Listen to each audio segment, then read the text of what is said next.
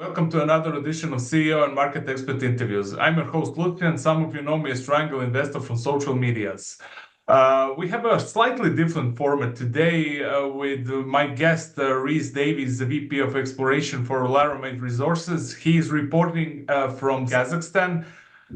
Rhys will tell us more about where he is now and more about this exciting and interesting move by Laramide Resources to pursue large greenfield exploration opportunity in Kazakhstan. I mean, we didn't see this kind of news with other companies. It's very interesting.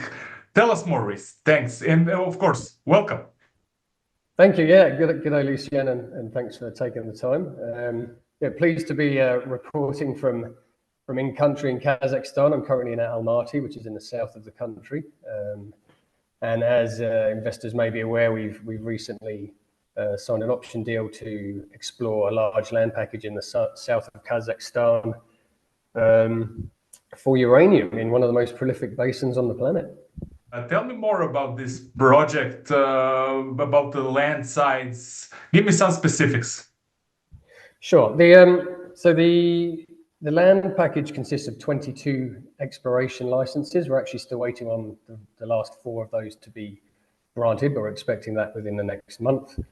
And the total land area is approximately 5,500 square kilometers. So it's a significant package.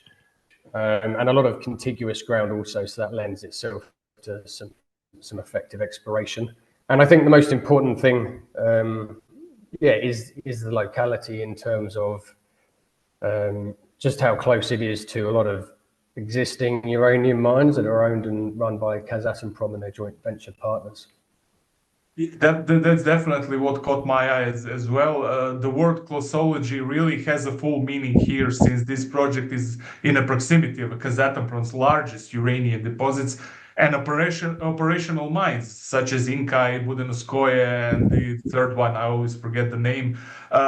How far are actually those projects from the land you optioned? So the package is split approximately into two sort of broad groups. We've got a large contiguous package in the east, and that effectively surrounds the KATCO joint venture, which is Kazatomprom, Irano dominated across multiple deposits. And we really have sort of pegged the ground contiguous to the existing mining contracts that are in place there. So what we see is known roll fronts that host the uranium at those mines, having been mapped and off those leases and into some of the leases that we can now explore. So that's one group, and then towards the west package, you've got the big mines like Inkai and Budenovskoye, and so again, there's portions of our leases which quite simply abut those existing mine licenses. So yeah, I think there's a pretty high probability of making a significant discovery close to those mines. Definitely. As we have uranium mines over there, so the infrastructure basically is all there, right? Yeah, and I think when I conducted site visits out there, that was one of the things that actually impressed me most was you've got bitumen roads, high quality roads, access is fantastic. You can drive right up to these targets in many places. The power infrastructure is already in place, servicing these existing mines.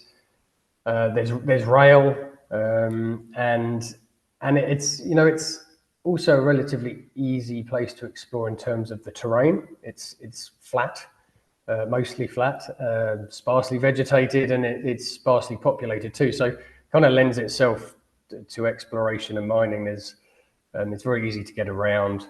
When we come to drilling, it should be easy to drive a rig right up to where we want it to punch in some holes, hopefully sometime in 2025.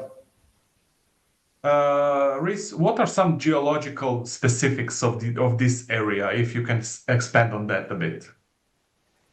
Sure. Well, I guess our model is similar to those existing mines where we have roll front uranium deposits in effectively a sedimentary basin. So you have relatively flat-lying, layered sequences of sandstones, mudstones, and silts, and particular horizons are the host rocks. So we're really looking for repetitions of or extensions of what is already known at these mines. So it's a sandstone hosted, and we really need to find that redox front, which is going to be where our uranium comes out of solution. And I think step one in terms of how do we explore for these things, it's really this early stages, just finding the old data in the archives, because the area is fairly well explored during the Soviet era, and so the data will be there in the archives. So that's why I'm here now. We're starting that process of digging through those archives, and